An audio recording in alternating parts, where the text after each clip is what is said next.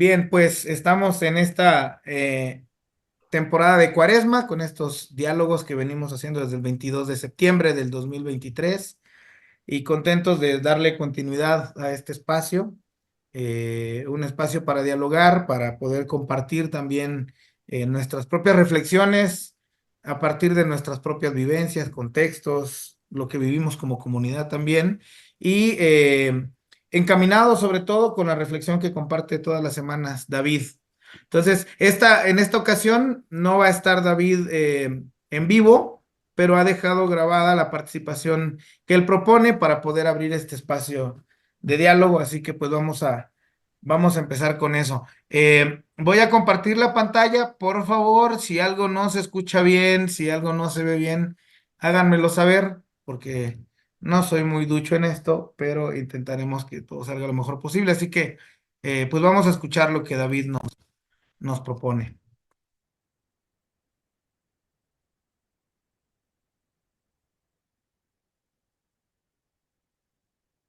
Debido a que me pusieron una... Hola a todos y todas, me da mucho gusto estar con ustedes hoy.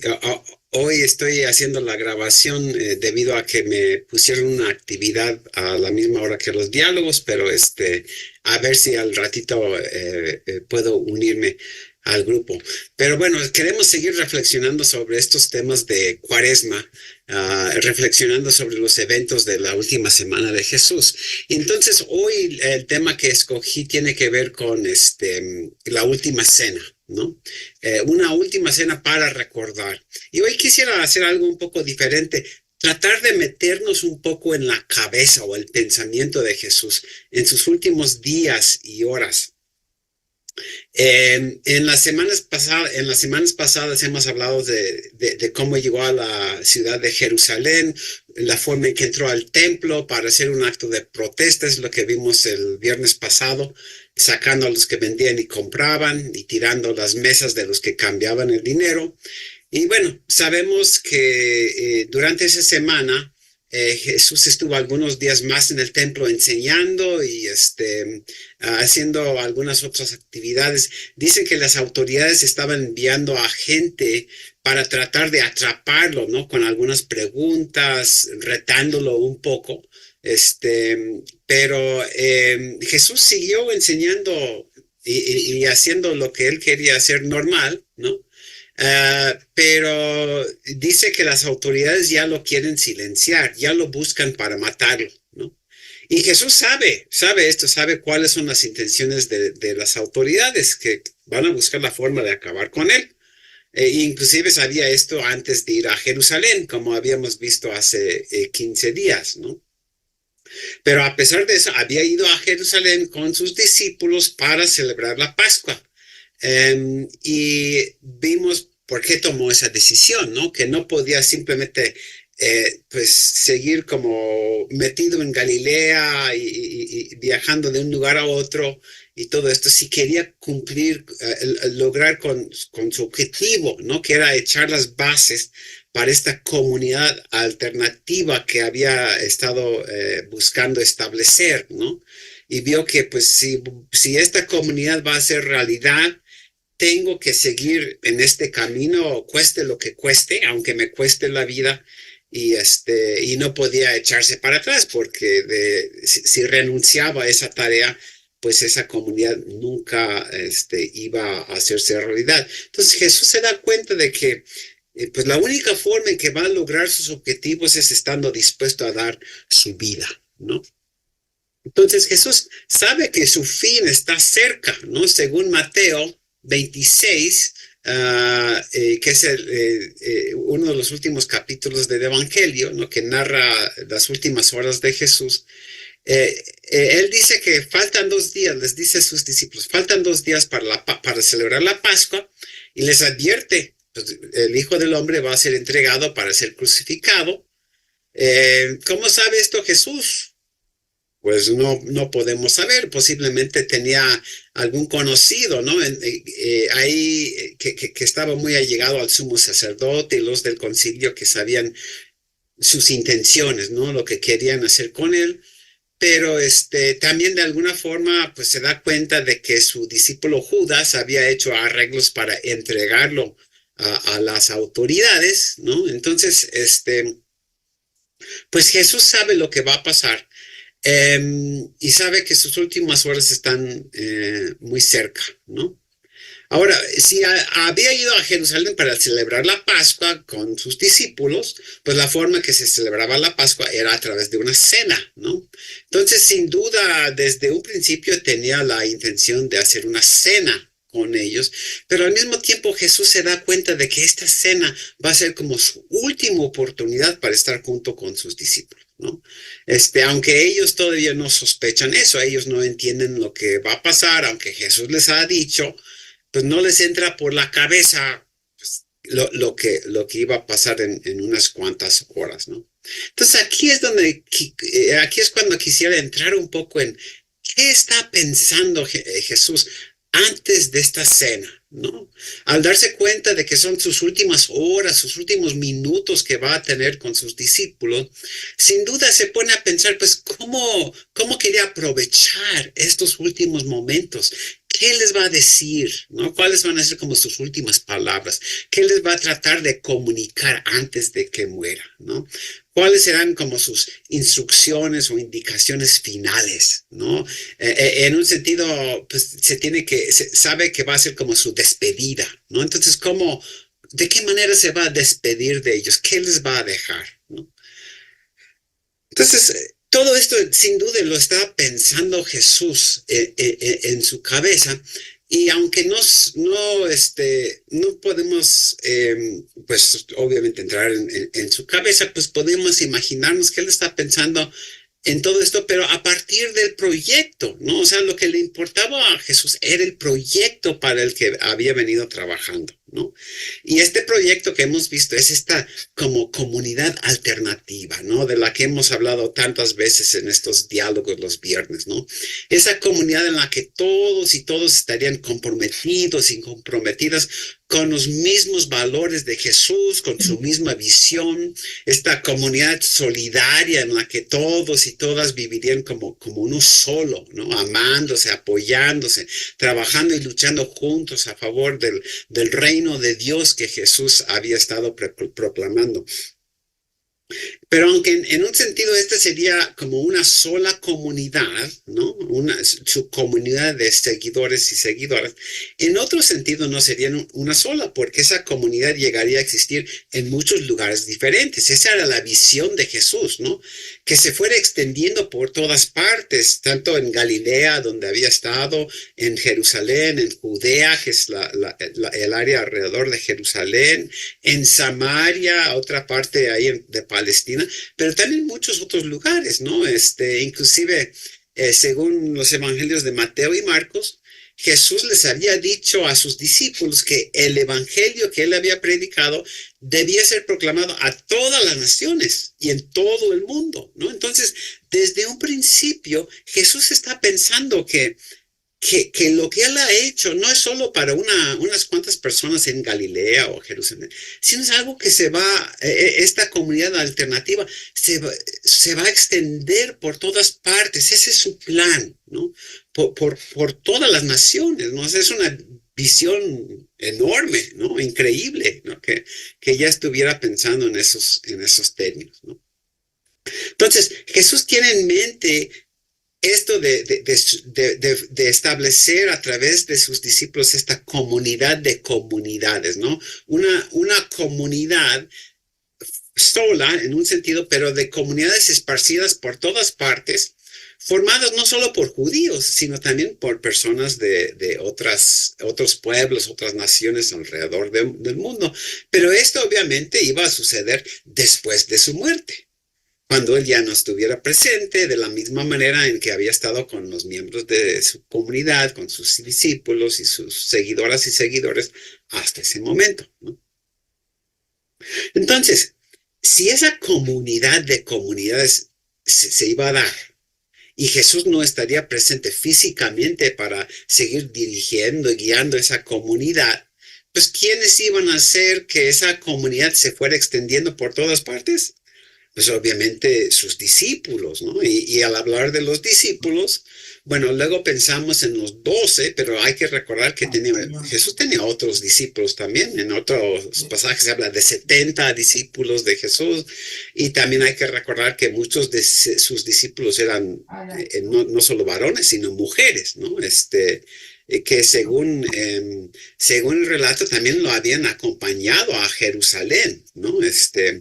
Entonces, todos estos discípulos tendrían la tarea de seguir llevando a cabo el proyecto de Jesús.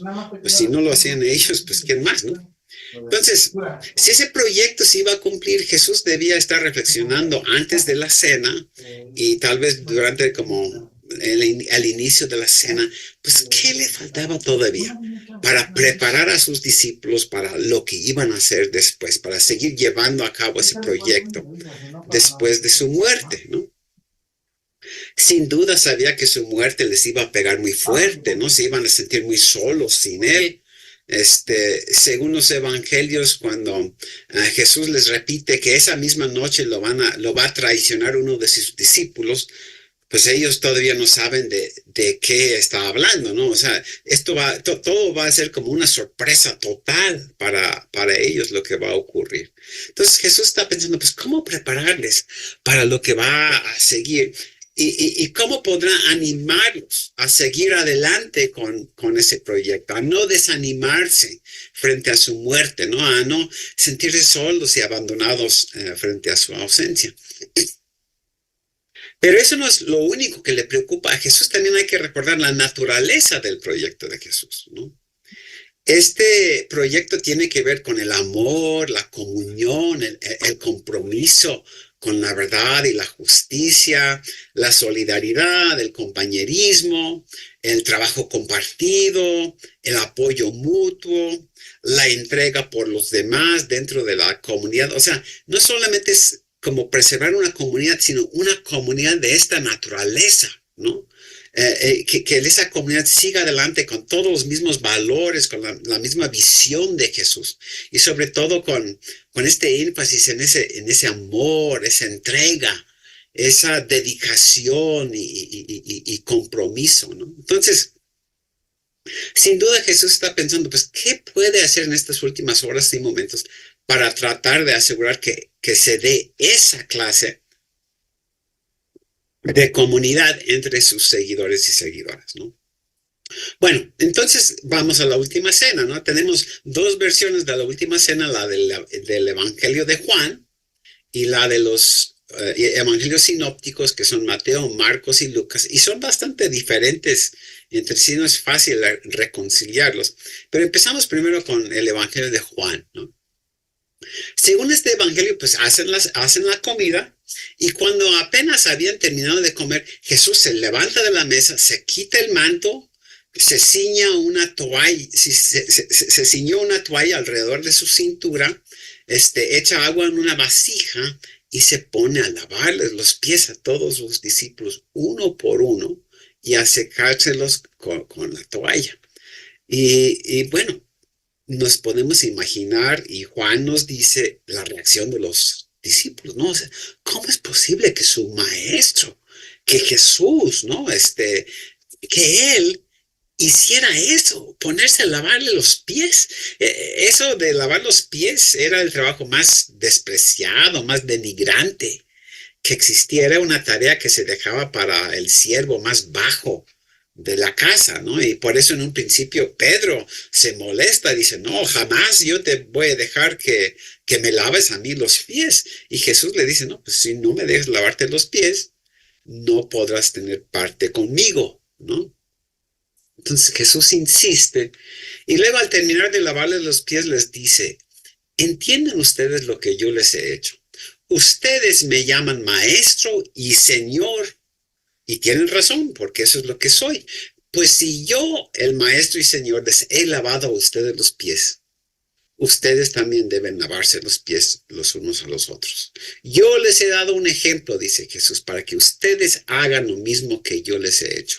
Les aseguro que ningún siervo es más que su señor, y que ningún enviado, que es la misma palabra que apóstol, es más que el que lo envía. porque apóstol viene de enviado, ¿no? Si entienden ustedes estas cosas, les dice Jesús, y las ponen en práctica, serán dichosos, ¿no?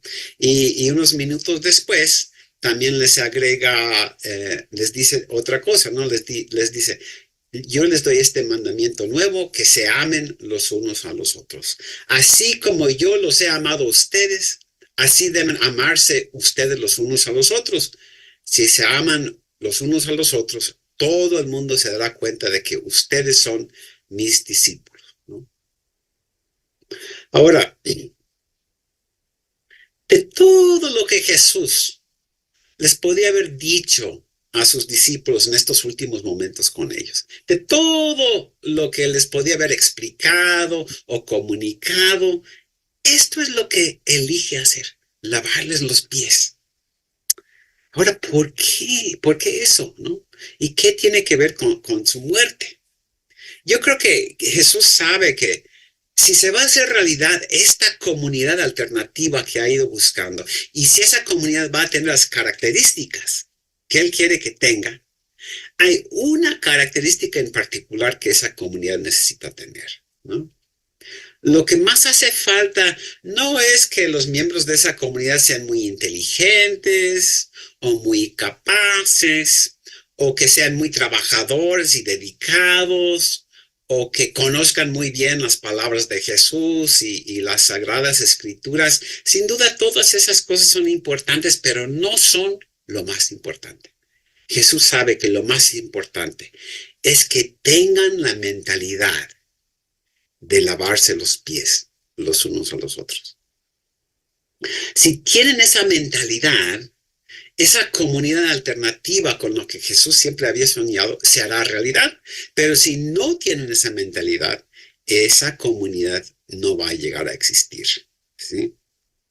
Obviamente, cuando Jesús les dice a sus discípulos que deben lavarse los pies los unos a los otros, eso no debe entenderse solo en un sentido literal, sino sobre todo en un sentido figurado, ¿no?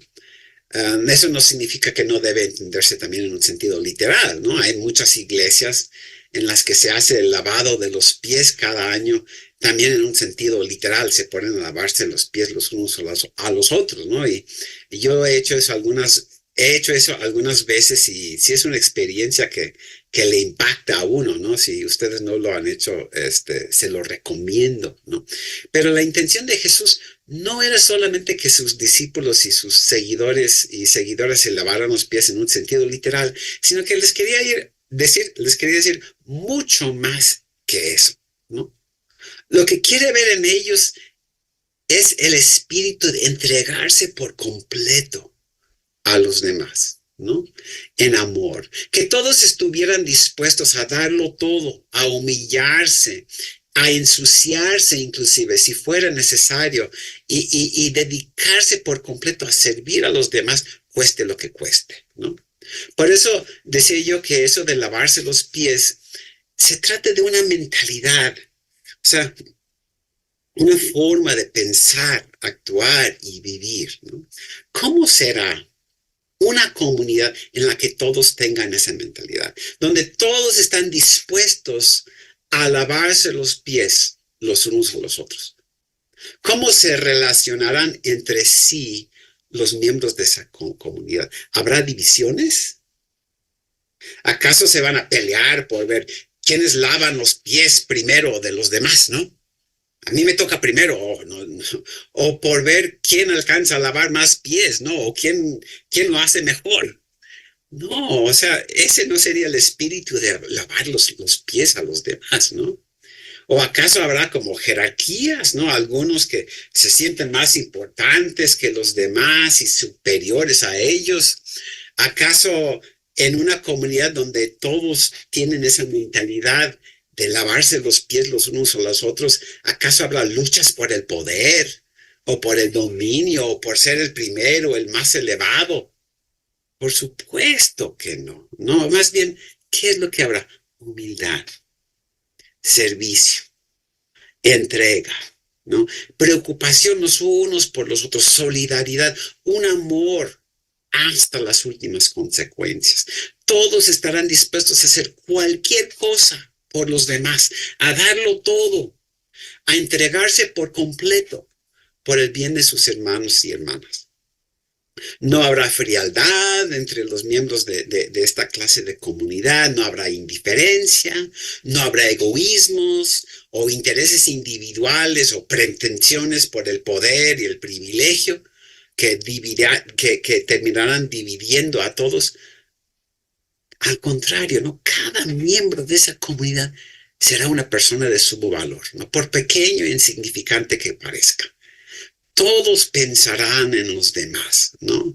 En esta comunidad donde todos estén dispuestos a lavarse los pies los unos a los otros, nadie será olvidado, nadie será marginado o excluido, ¿no? Cuando todos están dispuestos a lavarse los pies los unos a los otros, no habrá alguna ofensa por la cual no se pida perdón de una manera genuina y sincera, ni tampoco habrá nadie que le niegue el perdón a otra persona, ¿no? Mucho menos habrá en esa comunidad rencores, celos, envidias, mentiras, imposiciones o inconformidad, precisamente porque todos tendrán la misma mentalidad de lavar los pies de los demás y dejar también que los demás les laven a ellos y ellas sus pies, ¿no?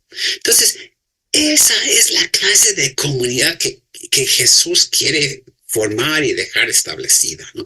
Esa tiene que ser su característica principal, y por eso, en sus últimas horas, en la última oportunidad que tiene de estar con sus discípulos, de todas las cosas que Jesús pudo haberles dicho, explicado, Jesús a sus discípulos decide más bien hacer esto: lavarles los pies y decirles que solo pueden tener parte con él si también les lavan los pies los unos a los otros y dejan que los demás también les laven los pies, ¿no?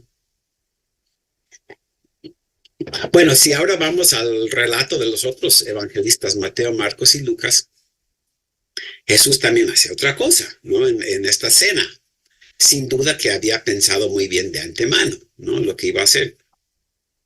Hay que recordar que la cena pascual no era una cena como común y corriente, sino que era diferente, era una especie como de rito, ¿no? Durante la cena se iba como recitando la historia del Éxodo, se comen, por ejemplo, hierbas amargas para recordar lo amargo que había sido su tiempo en Egipto como esclavos de los egipcios. Se recuerda la salida del pueblo de Israel de Egipto, su paso por el Mar Rojo, su salvación del faraón y su ejército. O sea, en diferentes momentos, al estar como comiendo de los diferentes alimentos que se preparaban y todo esto, se recitan como ciertas palabras.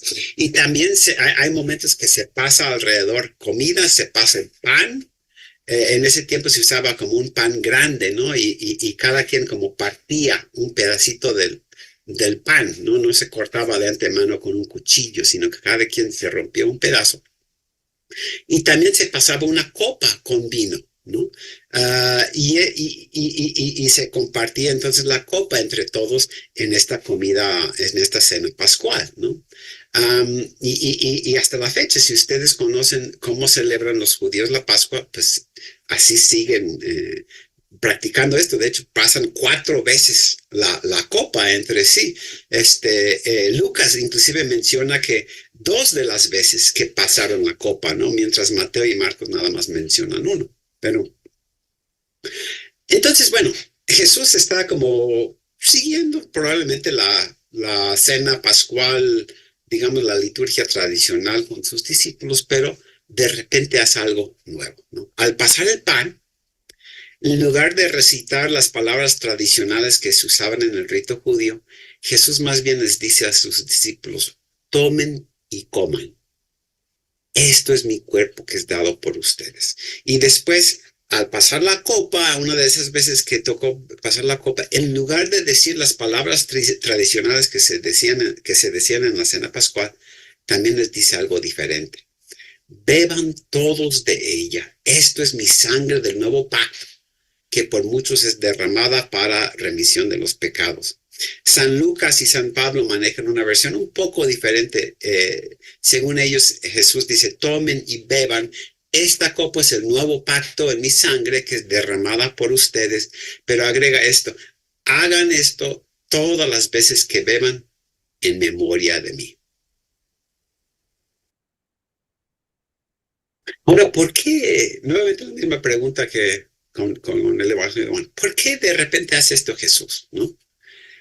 ¿Acaso quiere instituir como un rito o ceremonia mágica que deben hacer como de ahí en adelante sus discípulos, ¿no? Que les va a asegurar que el perdón de los pecados y que van a aplacar la ira de Dios cada vez que comen y beban, o que les va a como transmitir de una forma como misteriosa, no sé, alguna sustancia divina que es su cuerpo y su sangre o algo así?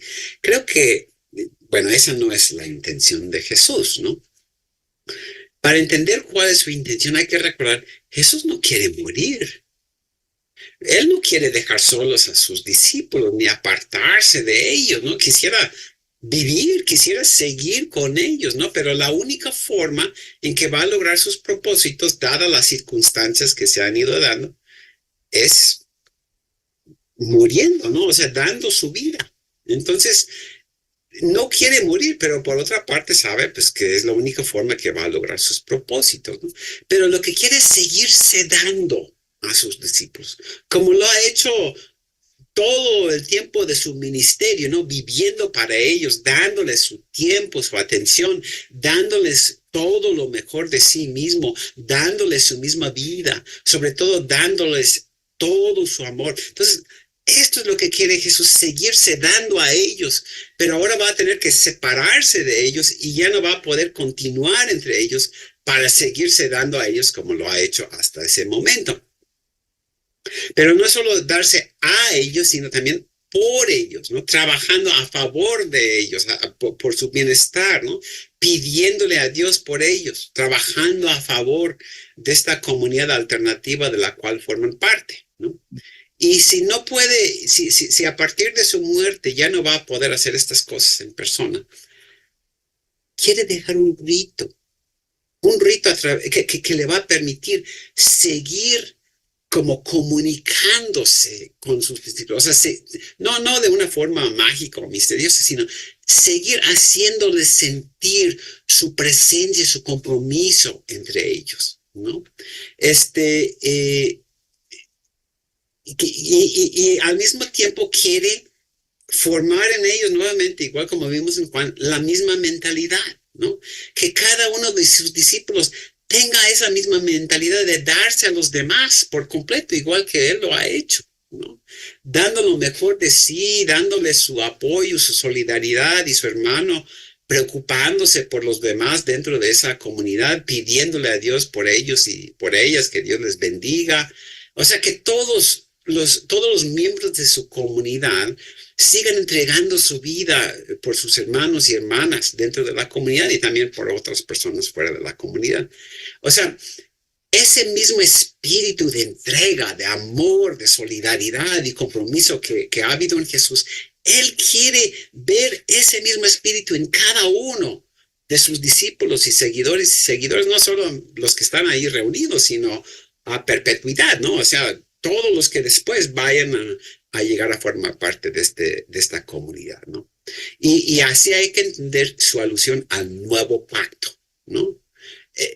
Es un nuevo pacto, un pacto con Él y con este Dios de amor y entrega que Él representa, que ha proclamado a través de todo su ministerio, pero también un pacto entre ellos, ¿no? Entre todos sus seguidores, entre cada hermano y hermana que formará parte de esa comunidad. ¿Y cómo será este pacto, no? Es el pacto donde todos y todas se dirán unos a otros, yo estoy contigo, ¿no? En las buenas y en las malas soy tu hermana, soy tu hermano. Jamás te voy a dejar solo. Jamás dejaré de amarte y apoyarte igual como Jesús jamás dejó de amarnos y apoyarnos a todos nosotros, ¿no? Es un pacto de sangre, ¿no?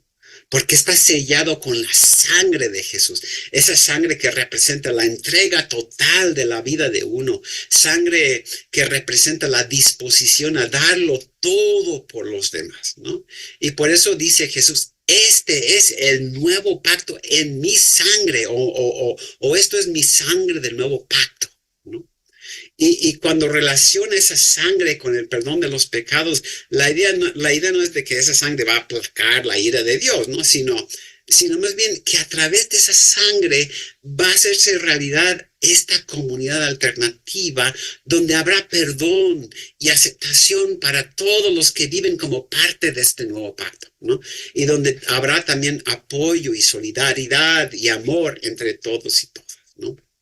Y por eso Jesús también habla de dar su cuerpo, ¿no? Ese cuerpo representa la totalidad de su ser, ¿no? Dar su cuerpo es darse por completo a sus discípulos, también darse por completo por sus discípulos, ¿no? Después de su muerte no va a ser coincidencia que se comienza a hablar de esa comunidad como el cuerpo de Cristo, ¿no? Porque eso es lo que es la comunidad de seguidores y seguidoras de Jesús, un cuerpo, como dice San Pablo, ¿no? En el que cada parte del cuerpo se preocupa por los demás, donde no hay superior o inferior, donde todos se apoyan mutuamente y todos se preocupan unos por otros, donde todos están unidos por completo, ¿no? Entregándose unos a otros, trabajando juntos, ¿no? Eso es lo que Jesús quiere que todos sus discípulos recuerden. Y por eso hagan esto en memoria de mí. En memoria no significa simplemente como recordarlo o recordar que murió, más bien significa recordar su amor, su entrega, su dedicación, el hecho de que lo dio todo para formar esta comunidad en la que todos van a formar parte, ¿no? Dio su vida completa por los miembros de esta comunidad para que ellos y ellas también se dieran de la misma manera por sus hermanos y hermanas como miembros del mismo cuerpo. Y es por todo esto entonces que Jesús decide tomar el pan y la copa durante la cena y resignificarlos, ¿no? Darles como otro significado con las palabras que les dijo a sus discípulos de que este pan es mi cuerpo, ¿no? Y esta copa es la sangre del nuevo pacto, o el nuevo pacto en mi sangre, ¿no? Y por eso también les manda seguir haciendo lo mismo, ¿no? O sea, no solo en ese momento, sino de ahí en adelante, cada vez que comen juntos, ¿no? Que deben hacer con regularidad, ¿no? Y les dice también, pues no simplemente es comer y beber juntos, sino cada vez que comen y beben juntos, recuerden ese amor, esa entrega, ¿no? Que la forma en que Jesús los amó, dice Juan en el capítulo 13, al principio de su relato de la cena, dice, y Jesús amó a los suyos y los amó hasta el fin, ¿no? Hasta su último respiro, hasta el último momento. O sea, eso es lo que deben recordar, ¿no? Cuando comen y beben su cuerpo y su sangre. Entonces, esto es lo que tiene que ser la cena del Señor también para nosotros, ¿no? Cuando tú comes ese pan, estás diciendo, yo como de este pan porque yo estoy comprometido con Jesús y con cada uno de mis hermanos y hermanas aquí presentes que están también comiendo del mismo pan, también con todos los que no están presentes, que comen ese pan en otras partes, ¿no? Que también se identifican con este cuerpo de Cristo, ¿no? Yo me identifico no solo con Jesús, sino con esa entrega, ¿no? Su entrega total, su dedicación, su espíritu de amor y su solidaridad, el espíritu de perdón y justicia, todo lo que Jesús representa, como dice Pablo, nosotros tenemos la mente de Cristo, la mentalidad, la misma forma de pensar y vivir y actuar. Entonces, así como Jesús se dio a sí mismo a los demás y por los demás, cuando comemos este pan y bebemos de esta copa, es como decir, yo también me comprometo a vivir de esa forma, a vivir dentro de este nuevo pacto con Jesús y con mis hermanos y hermanas en fe, a darme a mí mismo, a los demás y por los demás en amor. En 1 Corintios, Pablo dice que cuando comulgamos, cada uno debe examinarse antes de comer y beber. Y a veces eso se ha entendido como para mí de una forma un poco equivocada, como simplemente reflexionar mis pecados o algo así. Pero en realidad lo que para mí Pablo quiere decir es que examinarse es preguntarme, ¿en verdad estoy comprometido con Jesús? En verdad estoy comprometido con estos hermanos y hermanas que están aquí reunidos conmigo y también con todos mis hermanos y hermanas en la fe en otras partes del mundo, ¿no? Que son sin número, ¿no? En verdad me identifico plenamente con todo lo que representa Jesús, lo que representa su cuerpo y su sangre. En verdad me identifico con este nuevo pacto, con esta comunidad alternativa, con mis hermanos y hermanas en la fe, con cada persona que está a mi alrededor, ¿no? Entonces, cuando Pablo dice, examínese cada uno, lo que quiere decir es que antes de comulgar, cada uno de nosotros debe hacerse esa clase de preguntas, ¿no? Realmente, si voy a comer de este pan y beber de esta copa, realmente estoy comprometido con todo lo que esto significa y todo lo que Jesús quiso que significara desde un principio, ¿no? Y entonces cuando como de ese pan y bebo de esa copa, es recordar, sí, me estoy comprometiendo al comer y beber, ¿no? Bueno, en este ciclo de diálogos, ya para terminar, ¿no? Durante la cuaresma, estamos preguntándonos, ¿cuál es la iglesia que debe morir? Y yo recalcaría esto, ¿no? La iglesia que debe morir es la iglesia que no tiene la mentalidad de lavar pies. Es la iglesia donde no hay ese mismo espíritu de entrega de Jesús, ese mismo compromiso con todo lo que Él representa, ¿no? La iglesia que no es un verdadero cuerpo en el que todos se preocupan unos por otros, donde todos se perdonan, donde todos se aman y se apoyan, donde no haya luchas por el poder o divisiones o indiferencia o frialdad o apatía. La iglesia que tiene que morir es la iglesia que no es esa comunidad alternativa con la que soñó Jesús y por la cual Él trabajó sin cesar y finalmente dio su vida. Esa es la iglesia que tiene que morir, ¿no? Y entonces, en sus últimos momentos con sus discípulos en la cena, esto es lo que quiere Jesús, recalcarles una vez más a través de estos actos, ¿no? Lo que en verdad es lo más importante, esa mentalidad, ese espíritu de amor y entrega. Entonces aprovecha esta última oportunidad de estar con ellos para compartir una vez más la visión de esa comunidad y ese cuerpo y ese nuevo pacto que él había venido a establecer y dejar bien plasmada entre ellos esa visión. Y para terminar, obviamente, pues la pregunta que nos queda a nosotros, ¿no? ¿Somos nosotros hoy día esa comunidad?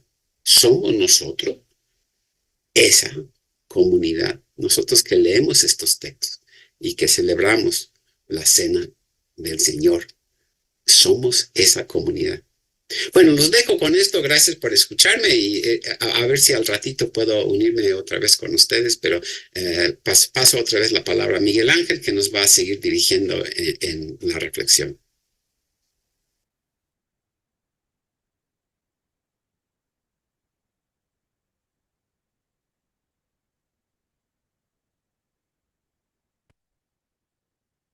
Bueno,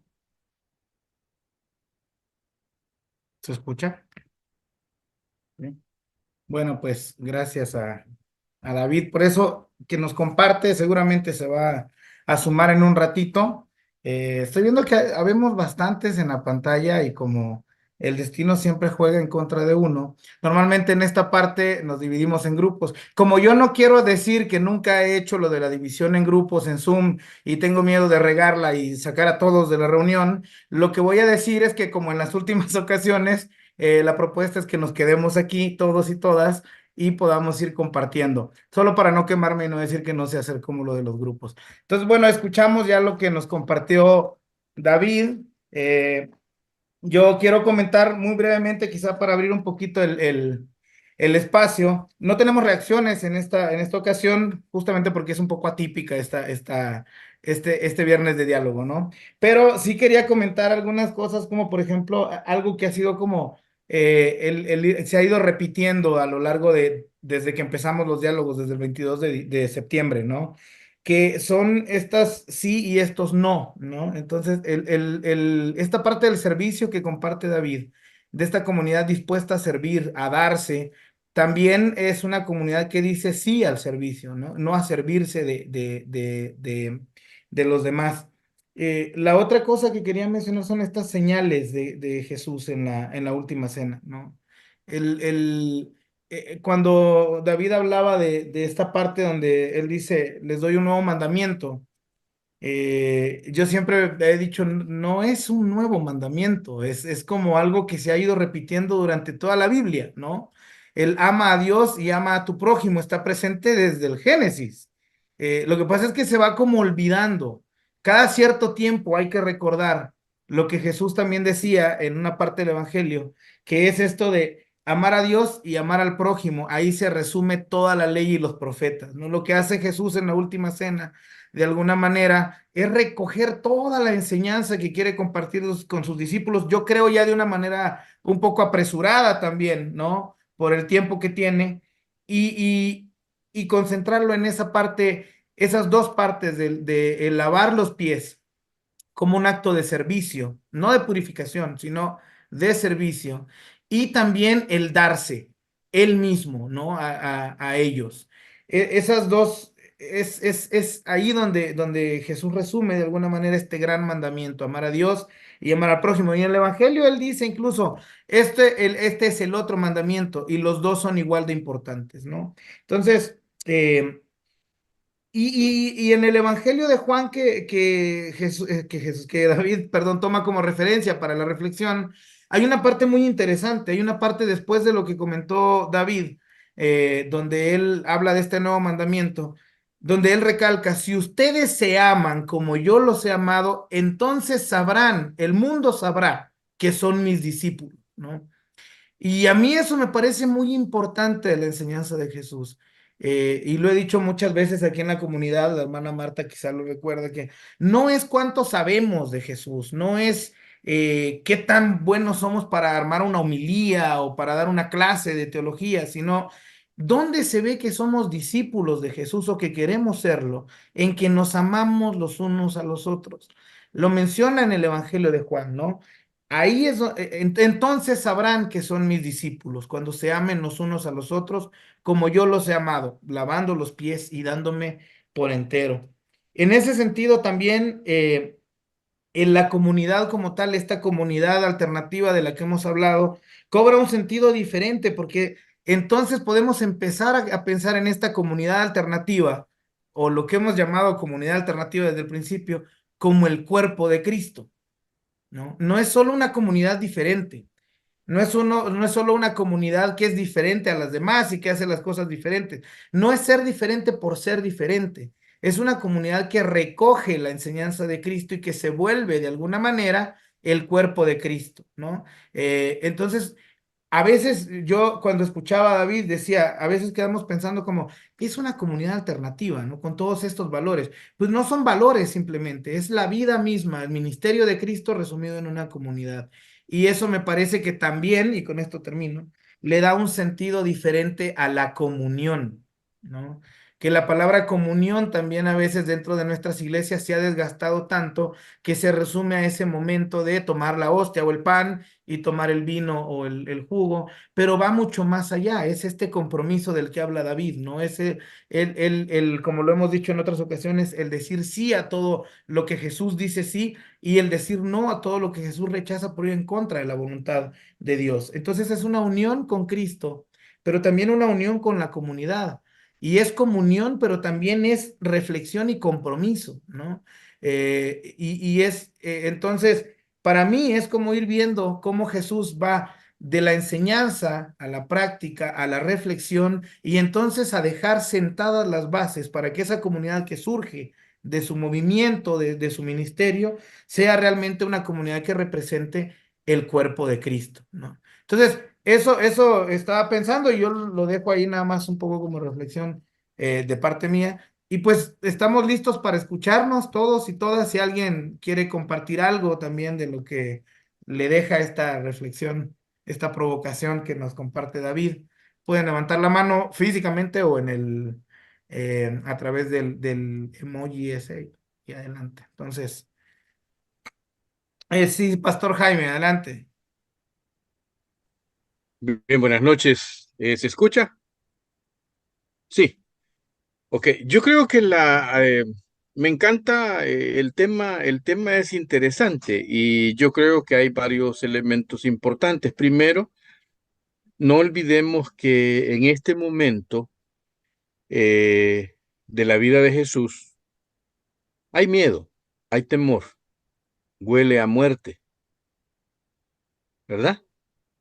Y esa entonces y creo que Jesús realmente, con cada gesto y especialmente la cena y los gestos que ahí ocurren, no es nada más que dejar, bueno, me voy a atrever a decir, quizás Jesús no está pensando en cómo quiero que me recuerde, pero yo creo que luego la tradición o en la vida de la comunidad primitiva, el recordar de qué manera Jesús me agarró los pies, de qué manera me los lavó, de qué manera me los secó, el gesto que tuvo conmigo, creo que eso es importantísimo, ¿verdad? Y luego, pensando en la comunidad, ¿verdad? Creo que a veces nosotros en las iglesias, en nuestras comunidades, siempre estamos hablando de crear algo nuevo y de hacer algo nuevo. Y a veces creemos que lo nuevo está fuera de la iglesia.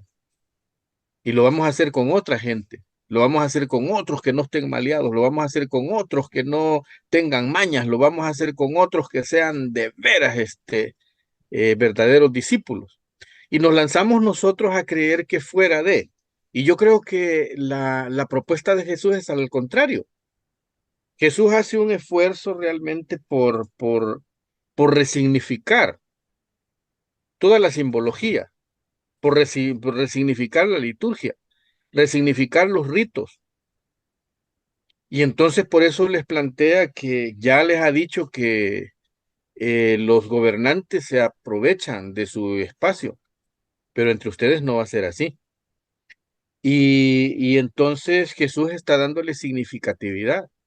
No es el Cordero Pascual el que se van a comer o el que se están comiendo en la cena del Pesaj, ¿verdad? De la cena judía, de la Pascua, sino que es Jesús mismo quien se está sacrificando y quien se está presentando delante de ellos. Y está planteándoles, ayudándoles a ellos a que le den sentido a lo que van a hacer. Esto es mi cuerpo que por vosotros es partido, esta es mi sangre que por vosotros es derramada. Tiene una validez, ¿verdad? Entonces yo creo que Jesús, y en línea de lo que decía, qué es lo que debe de morir en la iglesia, o cuál es la iglesia que debe de morir, tenemos nosotros realmente que buscar cómo resignificar, ¿verdad? Cómo darle significatividad realmente a lo que hacemos. Porque al final quizás no es el hecho de que repetimos y hacemos cada año lo mismo o más de lo mismo, sino realmente eh, cómo le vamos a dar un sentido nuevo, un valor nuevo, una significatividad diferente a cada cosa que hacemos, ¿verdad? Dietrich Bonhoeffer, en un librito que se llama Vida en Comunidad, él plantea, ¿verdad? Que la vida en comunidad son esas pequeñas cosas, esa capacidad por ejemplo, a mí me encanta que habla de el compartir el pan, el acompañar al otro, el confesarse los unos a los otros. Esa es parte de la vida en comunidad. Y a veces a nosotros somos por cultura, bueno, voy a hablar del Salvador, por cultura nosotros los salvadoreños nos guardamos muchas cosas, no las decimos, no las explicamos. Y entonces cuando nos preguntan cómo estás, decimos todo bien, estoy bien, no me pasa nada, pero nuestro rostro y nuestro gesto dicen mil cosas. Dicen, no, hombre, estos andan más arruinados que mandados a hacer, ¿verdad? Entonces yo creo que Jesús nos está invitando a eso, nos está invitando a resignificar, a darle sentido, a hallarle significatividad a lo que hacemos, ¿verdad? No es el hecho de juntarnos y reunirnos, sino de hallarle sabor a esto. Decimos, bueno, este grupo se junta y se reúne, entonces la pregunta, ¿qué nos invita? ¿Qué nos motiva? ¿Qué nos mueve a estar aquí en este espacio? ¿Por qué hacemos el espacio? ¿Por qué preguntamos si va a haber? Entonces, algo debe de estar pasando en este pequeño grupo que a cada uno de los que estamos aquí nos dice algo, nos llena, nos anima, nos invita, ¿verdad? Y nos da entonces la posibilidad de decir, hey, qué bueno este grupo. Entonces la pregunta es, ¿y cuando ya no existe este grupo, cuando ya no esté este, qué vamos a hacer? Cada uno de nosotros va a inventar su propio grupo aparte con otra gente, que no sería malo, o vamos a seguirnos alimentándonos y multiplicándonos. Entonces, yo creo que ese es el gesto. Y cuando Jesús dice lavar los pies a los discípulos, más allá del significado que eso pueda tener culturalmente en la época de Jesús, yo creo que Jesús les demuestra y les dice, ustedes son tan iguales como yo. El discípulo no puede ser más que su maestro y el maestro no es más que su, que su señor. Así es que yo creo que esos son ese para mí es la significatividad más hermosa que Jesús realmente nos está planteando a cada uno de nosotros, ¿verdad? Dejo ahí mi comentario. Muchas gracias, Pastor Jaime. Y bueno, olvidé darle la bienvenida mientras estaba mm, pasando la participación de David. Se sumaron también Luisa, de allá desde El Salvador también, Viviana e Ivonne. Así que pues bienvenidas. Muchas gracias, Pastor Jaime. Esta última parte me hizo como recordar esta urgencia de Jesús de dejar planteadas varias cosas y aquello que dice Mateo 10 Mateo 11 no me acuerdo, donde Jesús dice, lo que les digo en la oscuridad, digan ustedes a la luz y lo que les digo en secreto, grítenlo desde la azotea.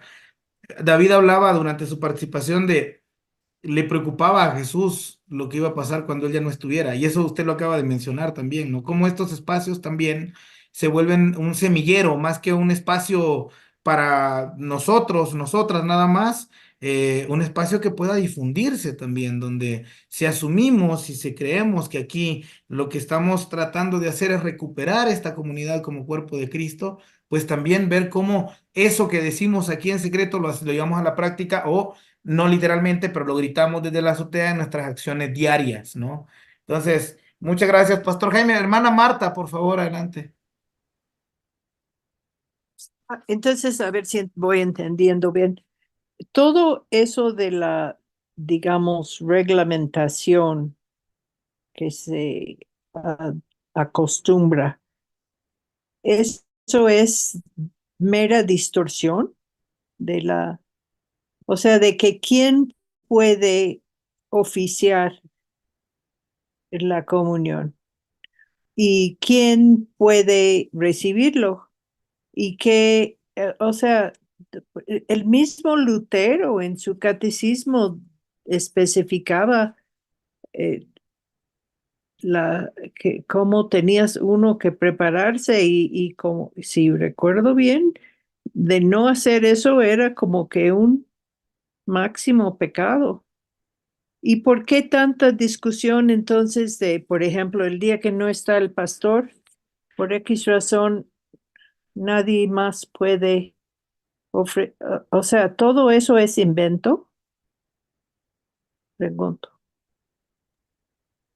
Bueno, no sé si alguien quiere tener una reacción. Yo, lo que podría yo decir, y a lo mejor David también más adelante se suma y le guardamos esa preguntita también para que la pueda responder. Lo que nosotros hacemos en el catecismo desde la Iglesia Luterana es encontrar justamente, debería de ser encontrar justamente este sentido del que habla David. Y bueno, no habla David, del que habla Jesús. ¿Qué pasa cuando estamos tomando la comunión? Yo no sé si ustedes recuerdan. Ah, bueno, y la otra sí. Obviamente, después de que Jesús no está, hay una serie de reestructuras que para mí también son todo un reto teológico, ¿no? Por ejemplo, y no voy a responder específicamente la pregunta, pero hay una parte en el libro de los Hechos que puede ser discutida de muchas formas, pero yo desde mi inocencia a los 18 19 años contrastaba esta parte de los discípulos en el libro de los Hechos diciendo, no es bueno que nos vean servir las mesas a nosotros, busquemos a alguien que lo haga, y Jesús diciendo, si son mis discípulos, tienen que lavar, no solo servir la mesa, sino lavarse los pies unos a otros, ¿no? Entonces, en la historia también hay muchas formalidades que se vuelven más fuertes que el mismo mandamiento de Jesús. Si todo lo viéramos también desde la perspectiva de amar a Dios y amar al prójimo, muchas de estas cosas cobrarían un sentido diferente. Lutero también decía que era una cuestión de orden, eso sí me recuerdo muy bien, ¿no? Cualquier cristiano bautizado puede realizar un bautismo y impartir la comunión. Después se fueron haciendo dentro de la iglesia luterana toda esta serie de órdenes de solo tal persona lo puede hacer y todo eso. Pero eso no está en la Biblia como tal, ¿no? Entonces, no quiere decir que no tenga validez, porque lo que se menciona en la Biblia también es cuando pierde el sentido del que habla David de la comunión, ¿no? Eso es lo que no deberíamos de perder. No quién da o quién recibe la comunión, sino cuál es el sentido con la que le está dando y cuál es el sentido con la que la estoy recibiendo. Y esta parte la termino con algo que mencionaba yo en la comunidad también en la iglesia sobre los niños cuando hacen su primera comunión, que me toca preparar, ¿no? ¿Qué hacemos nosotros antes de tomar la comunión? ¿Cuál es la reflexión que tenemos antes de tomar la comunión? ¿O lo hacemos ya como un mero acto casi obligatorio como parte de la liturgia? Porque si tomamos en cuenta lo que David mencionaba, el hecho de tomar la comunión es casi como reafirmar un compromiso con Dios y con la comunidad. Y si nosotros no retomamos esa parte, entonces lo que estamos haciendo es, como decía el pastor Jaime, una repetición de un acto litúrgico que ha perdido toda validez, porque ya no se reflexiona, porque ya no va desde el corazón, porque no estoy asumiendo esta parte de formar un solo cuerpo con esa comunidad y con el Cristo que predico. Entonces, ese es el sentido de la comunión. Yo por eso invito a los chicos a hacer estas 4 partes, ¿no? De repasar mi vida, reconocer las cosas que estoy haciendo mal o en las que estoy diciéndole no a todo eso que Cristo le dice sí. Y después de eso, esta parte del arrepentimiento, es decir, quiero cambiar estas partes y acercarme entonces a tomar la comunión como una reafirmación de esto es en lo que de verdad creo y esto es lo que quiero hacer. Eso desde mi opinión, obviamente, pero yo creo que le vamos a guardar esa preguntita también a David para ahorita que se conecte, si es que se conecta. Obviamente no creo haber respondido la pregunta, hermano Marta, pero ese es un poco para mí lo importante de no solo de la comunión, sino de todos los momentos litúrgicos de nuestros domingos. ¿Desde dónde lo estamos haciendo? ¿Desde la repetición o desde una verdadera reflexión? La confesión, la oración, la comunión, todo eso tiene que ir acompañado de este compromiso de comunidad alternativa como cuerpo de Cristo. Bien, por ahí no me fijé quién levantó la mano primero, pero creo que fue Ivonne. Entonces escuchamos a Ivonne y luego a Mateo. Bueno, con respecto a lo que decía la hermana Marta y lo que tú contestaste, bueno, yo siento que esta parte que sí, que nos dice el hermano David, pues que no la hagamos desde la tradición y la repetición, sino que volvamos a tener un compromiso. Es que cada uno de nosotros tenemos que tener bien claro qué es la comunión, qué significa, tenerlo muy clarito. Ahora, en cuanto al orden, que si no está el pastor, que si no está X persona para impartir la comunión, es cuestión de orden, pero es que se nos olvida, o sea, si esta va como desdoblada, se puede desdoblar, o sea, sí, cierta persona la va a impartir, sí o no, pero ¿qué pasa si no está?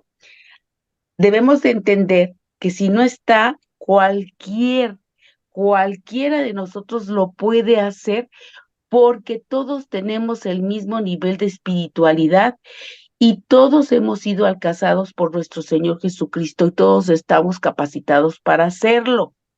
Obviamente hay un órgano de gobierno y que dice, bueno, pues están tales personas y luego tales personas y luego hay una jerarquización. Entonces, si no está la persona que lo puede dar, entonces viene el que puede, el que sí puede y el que sí puede y el que sí puede, y entonces se cubre esta parte.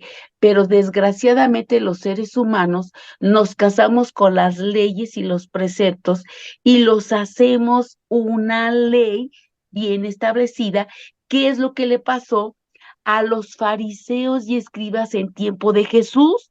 Ellos tomaron la ley de Dios y lo hicieron así en forma cuadrada y se les olvidó el hombre, se les olvidó el amor de Dios hacia con nosotros y al revés.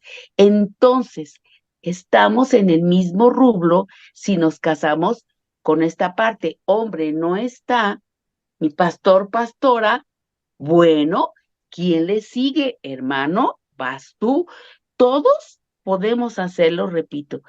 A nosotros se nos ha dicho, cuando, porque vengo de una iglesia bautista donde las mujeres no nos paramos enfrente, pero se nos ha dicho desde el púlpito, si en un momento dado, mis hermanas, ustedes están en la obra misionera y por X circunstancia, porque es muy, muy difícil ese trabajo, el pastor no llega, el líder que tiene que impartir el bautizo, la comunión, mis hermanas, ustedes también son hijas de Cristo y también ustedes tienen el mismo nivel de espiritualidad que cualquiera de nosotros y están en la libertad de hacerlo. Esto para mí es un gran paso para mi congregación y nuestra forma de pensar. Y así debe de hacerse, porque el Señor vino a romper ese paradigma.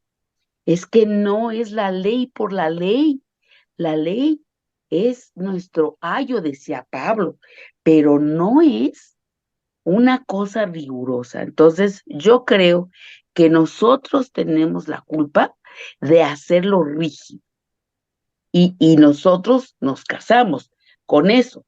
Yo me acuerdo de una hermanita cuando yo empecé a militar en el cuerpo de Cristo, que iba yo a subirme a cantar con pantalones y me dice, hermana, no puedes subir con pantalones. Y yo nuevecita de paquete le digo, no, ¿por qué, hermana?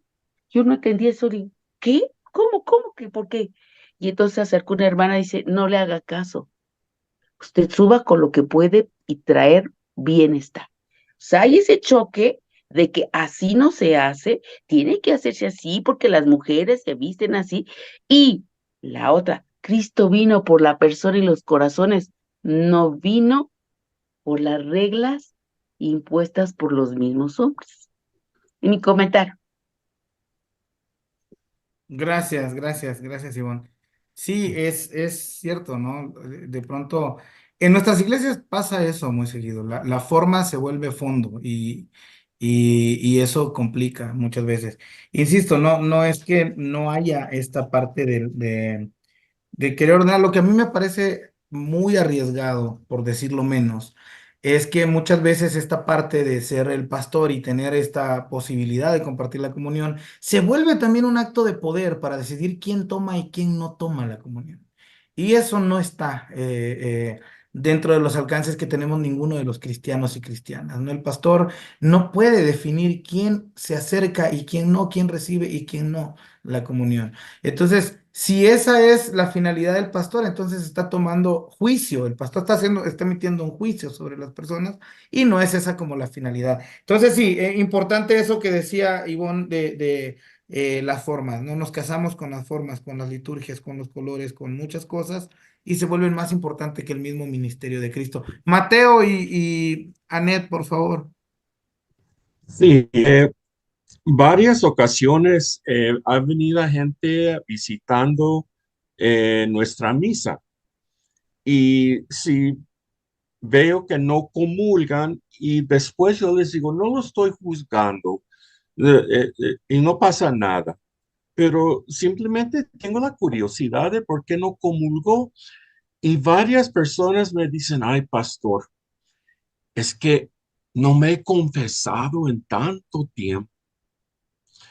Y mis congregantes, cuando hacemos la breve orden de confesión, yo les digo, esta es confesión. Estamos poniendo nuestras fallitas o fallotas ante nuestro Dios Padre, pidiendo su perdón. Y es confesión, les digo, lo hacemos al inicio de la misa para que más adelante todo mundo que quiera comulgar, pueden comulgar a gustos. Yo también, una señora estaba hablando conmigo y llegó el tema, llegó a que sí, que ella no había comulgado. Y ella dice, no, pues pastor, mira, ese es esto. Mi esposa y yo no estamos casados por la iglesia. Dije, oye, y pues, ¿cuántos años llevan juntos? Y ella me dijo, 30 años. Entonces, mi pobre hermana no había comulgado en 30 años porque una regla dice que si no están casados por la iglesia, no se pueden comulgar. Entonces, recientemente, cuando hablo a la congregación acerca de la comunión, les digo, mira, todos pasamos por la experiencia de la pandemia. Llegó el momento donde fuimos con los doctores y ellos nos dieron una vacuna con todo lo que nuestro cuerpo necesitaba para pelear contra el COVID. Y después de un tiempo, fuimos otra vez para un refuerzo. Y yo les dije, la comunión es como un refuerzo, más que no duele. Pero les dije, es un refuerzo porque cuando comulgamos, todo que Jesús nos enseñó, todo lo que nos enseñó, todo lo que nos mostró, nos llega a la mente. Entonces, a comulgar es como un refuerzo de lo que debemos tener en nuestros corazones cuando salimos de la iglesia para enfrentar otra semana de la vida que vivimos. Entonces, es algo que me preocupa, pero no a tal punto que no hago nada, pero digo, ah, la gente tiene que entender que la comunión es tan especial. Les digo, Jesús hizo una manera en que por los últimos 2000 años su mano pasa y cuando les doy la comunión es como convivir con Jesús físicamente. Entonces, les digo, es tan especial.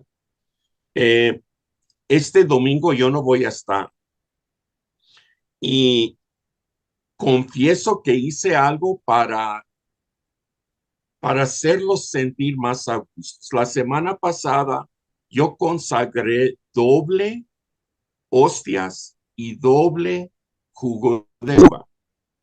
Ahora, cuando se reúnen este domingo, los miembros del concilio que van a encabezar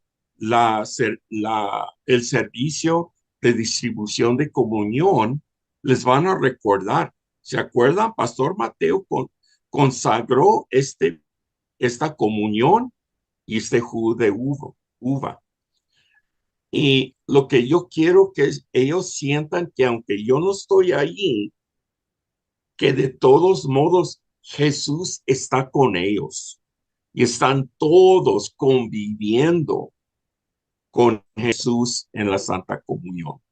Y pues yo espero que eso es lo que ellos sienten, pero yo sé que hay algunos que dicen, no, si Pastor Mateo no lo consagró, no es comunión.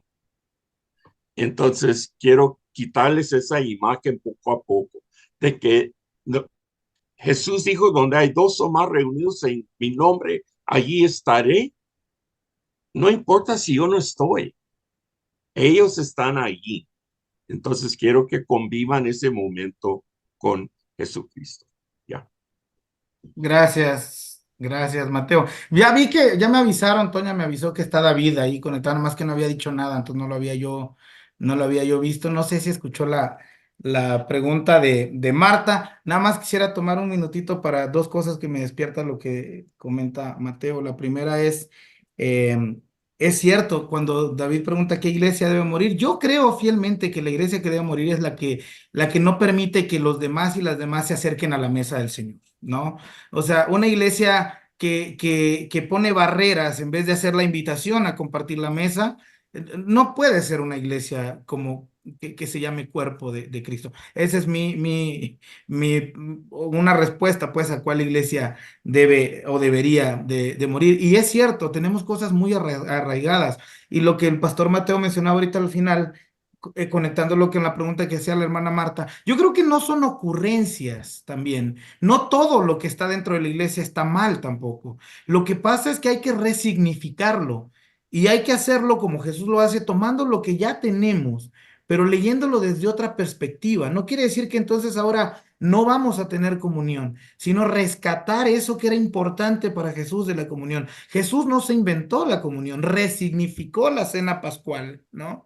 Y le dio otro significado porque se había perdido entre justamente las ocurrencias de los fariseos, los maestros de la ley, había perdido todo el significado y hay que resignificar. Entonces, eso, resignificar e invitar a una mesa abierta, creo yo que son dos cosas. David, no sé si escuchaste por ahí la inquietud y si quieres por ahí también constar y qué bueno que ya andas por aquí.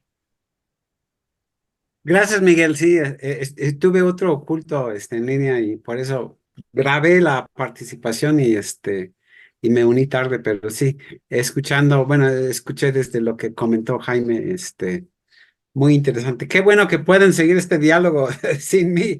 Me da mucho gusto escuchar pero y también como acompañar de esta forma. Sí, escuché la pregunta de Marta y varios de ustedes contestaron bien, ¿no? Nada más agregaría esto de que dar la comunión no es simplemente decir unas palabras y repartir pan y copas, ¿no? Sino que la razón por la que generalmente se hace, o sea, eso lo hace un pastor, es que es un acto pastoral, es un acto, o sea, si yo estoy dando la comunión, la estoy dando a personas de quienes yo soy pastor o pastora, que les estoy sirviendo, que conozco sus vidas, que conozco sus luchas, porque las estoy pastoreando, ¿no? Conozco sus inquietudes, las estoy acompañando. Entonces, por eso generalmente se le delega esa función al pastor o la pastora, no porque tenga como un poder especial o algo así, sino porque es un acto pastoral. No simplemente repartir pan y vino, sino a personas a quienes se está pastoreando, ¿no? Pero esto tiene una lógica que muchas personas no conocen, a veces no se explican bien en las congregaciones. Y también alguien mencionó esto de un acto de poder, ¿no? Eso también se ha dado, se han preservado muchas ideas como muy católicas que en principio la Iglesia Luterana cuestionó, pero que se siguen manejando. Una de las cosas que me llama la atención, ¿no? Alguien mencionó esto de la validez, ¿no? Ahorita dijo Mateo que luego dicen, no, si no da al pastor, no es comunión. Y yo diría, si, ¿cómo que validez? O sea, ese tipo de lenguaje como que suena como que estamos haciendo una obra para ganar el favor de Dios y Dios va a decir, no, tú no comulgaste, o sea, no borraste tus pecados porque no fue una comunión válida, ¿no? O sea, cuando estamos todavía pensando en esas categorías, estamos mal, ¿no? O sea, sería un poco, bueno, relacionado con el lavamiento de los pies, ¿no? Tú lavaste los pies, de una forma que no fue válida, ¿eh? O sea, no, o sea, esa mentalidad es como totalmente contraria a lo que es la comunión. Y yo diría, pues si yo comí y bebí con mis hermanos y hermanas en la fe y tuvo este significado entre nosotros, ¿cómo voy a decir que no comulgué o que eso no fue comunión, ¿no? O sea, sí fue comunión porque comimos juntos y bebimos juntos y todo esto, ¿no? Nada más que a lo mejor no se le dio digamos, todo el significado que se le pudo haber dado, ¿no? Pero son cuestiones que no podemos entrar como muy a fondo aquí, pero entender esa lógica, pero sobre todo yo creo que lo que quise enfatizar en esta reflexión, o sea, ¿qué significa para mi vida? ¿Qué significa que yo comulgue? ¿Qué significa esta mentalidad en la iglesia? Y la pregunta, o sea, nos perdemos en estas discusiones de quién debe comulgar, quién no debe comulgar, y no preguntamos. Lo que estamos haciendo está formando comunidad, está fortaleciéndonos, nos está forjando el carácter y la mentalidad de lavarnos los pies a los otros. Esa es la pregunta que para mí, esa es la pregunta que le importa a Jesús. Cuando nosotros estamos, y también a Pablo cuando dice, examínese cada uno y todos, la pregunta es, ¿esto está haciéndonos comunidad y llevándonos a vivir esa comunidad, no solo con los que estamos presentes, sino también otras comunidades de fe y también con personas que no son de la comunidad? Entonces, si nos enfocamos en eso, ¿no? Y en esa mentalidad de lavar pies, ¿no? O sea, todo el significado simbólico de eso. Eso es lo que le interesaba a Jesús en ese momento y por eso como hizo estas cosas y les dio importancia. Y esas son las preguntas que nos debe preocupar en la iglesia, ¿no? O sea, si realmente estamos cumpliendo con el espíritu de lo que Jesús quiso instituir a través de de estos actos, ¿no? Bueno, Pero bueno, ahí muy interesante escuchar sus discusiones. el hermano Jaime por ahí levantó la mano. Adelante, pastor. Sí, yo creo que nuestras iglesias realmente tenemos voy a decirlo así, hay un paquete de formalidad, ¿no? Hay cosas que están dentro de un canon, ¿ya? Hay una formalidad. Pero ¿qué pasa cuando no alcanzamos a completar la formalidad? ¿Verdad? Pero yo creo que es aquí donde cualquier cosa que hagamos en la comunidad, yo creo que es la comunidad de fe la que debe de validarla y legitimarla. Y entonces al final no importa si es el delegado, si es el enviado, si es el pastor, si es el que debía de ser, si es el que vino o el que no debía de estar, pero al final es la comunidad la que legitima y la que dice, bueno, lo vamos a hacer así de esta manera hoy. Y asumimos la responsabilidad y somos corresponsables y copartícipes del esfuerzo. Yo creo que nosotros tenemos que caminar hacia eso, ¿verdad? Yo recuerdo algo, no es el caso, pero se parece, una vez vino a la iglesia una anciana líder de la iglesia, una mujer comprometidísima con el trabajo de la iglesia, y entonces su marido de ese momento estaba muy enfermo, muy grave. Y ella vino a decirme, pastor, me dice, yo creo que Ruperto se me va a morir y yo necesito que usted lo bautice. Y yo quiero que usted lo bautice. Y nosotros como bautistas primero tenemos que pasar un proceso, hay que instruir al candidato, hay que hacerle una entrevista y eso demora mínimo 6 meses, ¿verdad? Y luego hay que llevarlo a una asamblea y que toda la congregación esté de acuerdo si lo aceptamos o no. Pero la hermana no tenía más, ella decía, este hombre del domingo no pasa, entonces yo quiero que lo bautice. Y ese mismo día nosotros en la tarde teníamos una celebración. Y yo dije, bueno, déjame, voy a ver. Y yo platiqué con toda la congregación y les dije, miren, la Conchita nos está planteando este asunto. Su marido se está muriendo y ella quiere que lo bauticemos. Yo no tengo ningún problema en hacerlo, pero no quiero hacerlo solo. Yo quiero contar con el permiso de ustedes y la aprobación de ustedes para hacerlo. Y la congregación dijo, bueno, hagámoslo. Y a mí me sorprendió porque fue una cuestión, cambiamos el sentido de la celebración que íbamos a tener y nos fuimos a la casa de la Conchita y aquello cambió, dejamos, o sea, sí había algo de fiesta, de festividad, pero al final, o sea, hicimos el acto. Y entonces era un compromiso de todos. Al final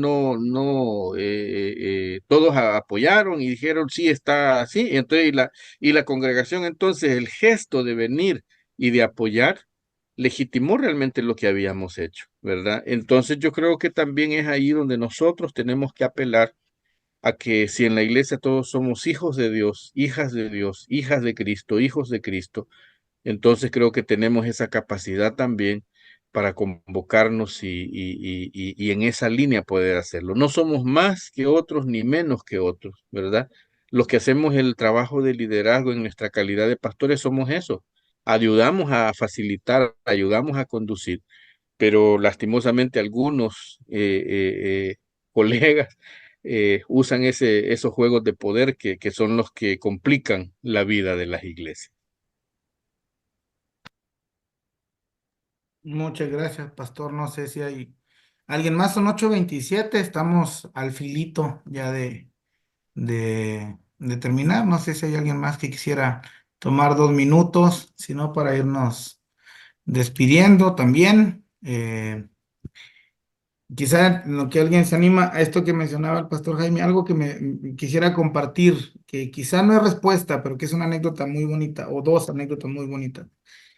En nuestra comunidad también, de pronto hemos tenido estos gestos que nos recuerdan que, y no quiero pavonearme de la comunidad en la que estoy, ¿no? Pero eh, hemos tenido gestos que nos recuerdan el verdadero sentido de la comunión. Recuerdo, por ejemplo, una persona que por muchos años no tomaba la comunión, iba a la iglesia, conocía a todo mundo, don Pedro Sala, ustedes saben quién es, David, Marta, Alicia. Y recuerdo muy bien la parte, en un culto de Navidad que él decidió, pocos años antes de fallecer, levantarse y pasar a tomar la comunión. Por alguna razón en ese momento él se sintió invitado a eso, a pesar de estar mucho tiempo ahí.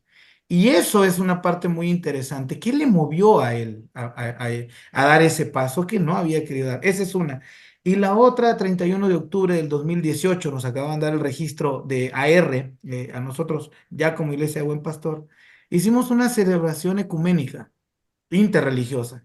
Y invité a dos amigos muy queridos que son budistas. Obviamente, ellos no tienen comunión en sus comunidades, ¿no? Eh, bueno, no esta fórmula de comunión que tenemos nosotros. Y cuando llegó la parte de la comunión, separaron todos nuestros amigos cristianos y separaron ellos dos. Al final, yo no me quería quedar con la duda y yo le dije, ¿por qué pasaron a tomar la comunión? Y la respuesta de Dios fue, nos sentimos invitados a hacerlo. Nos sentimos bien y nos sentimos invitados a hacerlo. Ese, para mí, es uno de los sentidos más importantes de la comunión. Cuando Jesús hace la comunión, invita, hagan esto, ¿no? Vengan, aquí está el Cordero de Dios.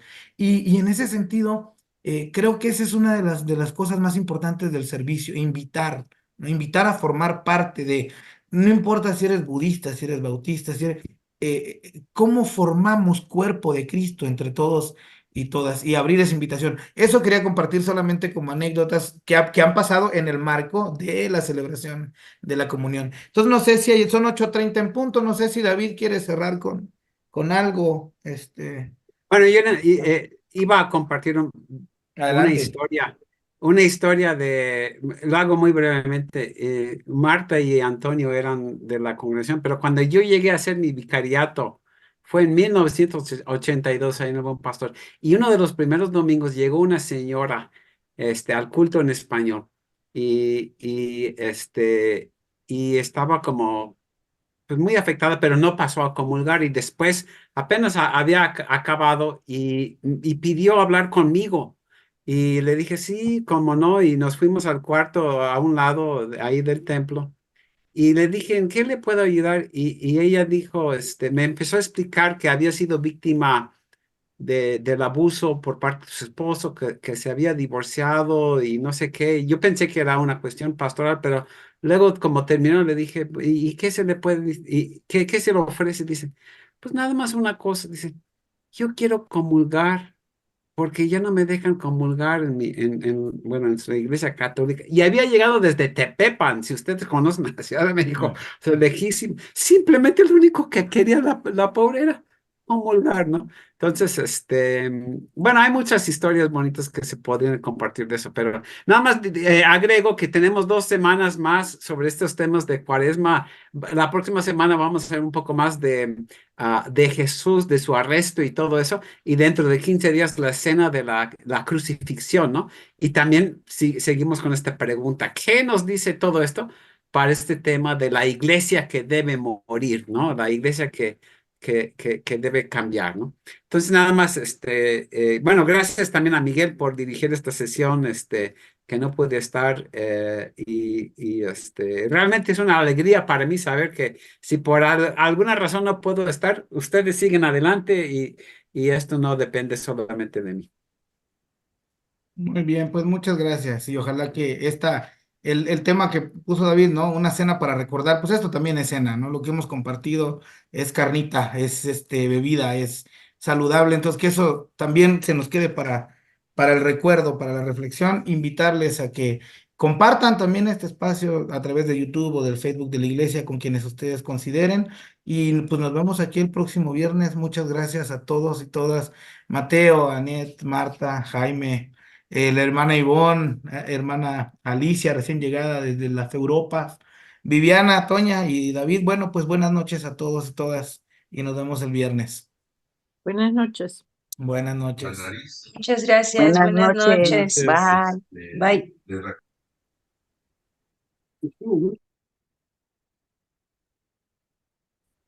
Ya se quedó solo la familia Brondos ahí. Ah, sí, entonces, Miguel, no sé cómo me quieres pasar la grabación, si subirla a la nube o... La voy a, ahorita, déjame cerrar, de hecho me he parado la grabación.